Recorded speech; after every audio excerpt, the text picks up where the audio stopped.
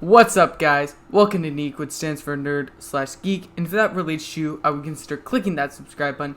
So we got a brand new kind of DC Universe Original, kind of CW show, but it's a brand new DC show, Stargirl, and I was not really looking forward to this show. There was a little tease in Crisis on Infinite Earths, as this is at the end and it takes place on Earth 2. So it's not part of the Arrowverse, because everything on the Arrowverse is Earth Prime. This is separated, it's on Earth 2 now. That's how they're doing it. So this is not part of the Arrowverse, but I still, I'm like, when I saw the trailer, I was like, I might check it out. But then the reviews ended up being actually really good. They came out a couple weeks ago. I'm like, I want to check that out. So what did I think about it?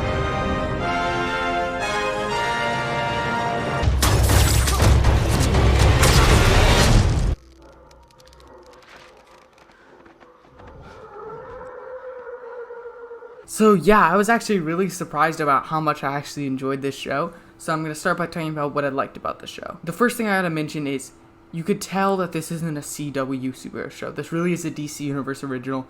So it has a bigger budget. It doesn't have to follow the things that a CW show would have to. So it feels a bit more cinematic and that stuff. So in that regard, it puts it ahead of the DC, of the Arrowverse shows. And I really liked it. And the budget goes to great use, as you have this really cool action scenes, a bunch of them, as you start with this pretty big one with the Justice Society of America. Pretty cool. And then you have a couple other action scenes. They're pretty fun.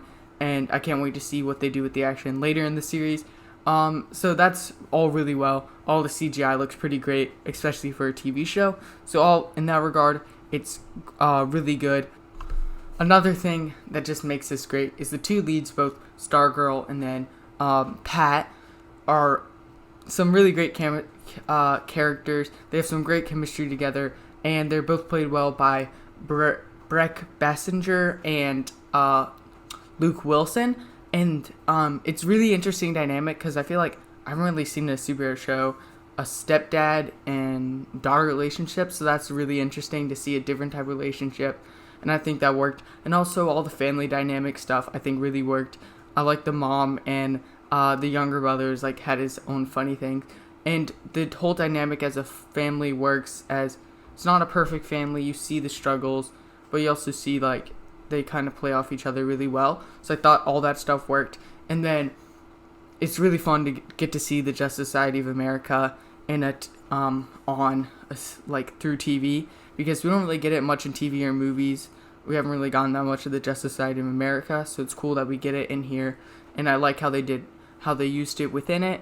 It was just a lot of fun watching this series, and as like some different things, like even the staff has a bunch of personality. It kind of reminded me of Doctor Strange's cloak, like an object that has some personality. And then also there were just a bunch of other little Easter eggs for DC fans to enjoy and really like. So you can be a casual watcher, or you can be a hardcore DC fan, and I think you can enjoy it either way. But going on to the stuff I didn't really like with this episode is, I didn't really like lots of the high school element stuff, specifically the other high schoolers that she interacts with.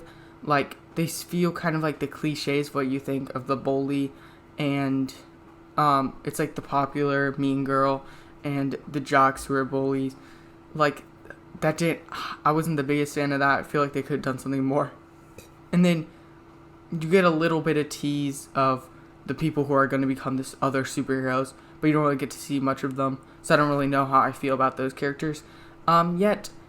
But that's really my only negatives here. Overall, I just thought it was a really good episode, a great pilot for a TV show that I'm definitely going to keep watching. And I recommend all of you guys to check it out. You can check it on the DC Universe or just the CW for free. Next night it will air on the CW after it comes on DC Universe, and then you can watch it through the CW app after it. The only thing is, because of this episode on the DC Universe is 50 minutes, but to air it on the CW it has to be 42. They cut out 8 minutes, and they said it's only the problem in the first 2 episodes. They actually have to cut out a lot. But that is something, if you want to get the full experience, you do have to watch it through the DC Universe app. So that is my review for the pilot episode of Stargirl. Comment down below what you thought about the episode, along with any video ideas. I always like to get your suggestions. please like and subscribe and keep watching NEEK.